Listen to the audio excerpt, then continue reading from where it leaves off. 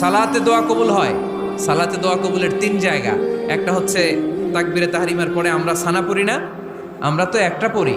আল্লাহর হাবিব সুন্নাহ এবং নফল নামাজে আরো পড়তেন সানা, ওই দোয়া কবুল হয়। 2 নম্বর জায়গা সালাতে সেজদায় পড়ে দোয়া করলে কবুল হয়।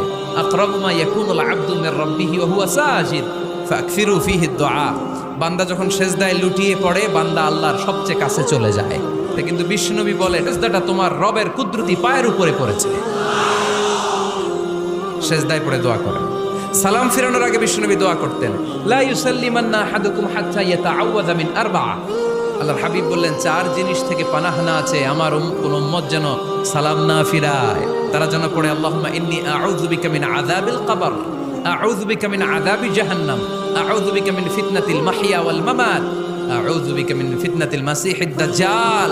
আল্লাহ কবরের আযাব থেকে বাঁচাও, আল্লাহ জাহান্নামের আগুন থেকে বাঁচাও, আল্লাহ জীবন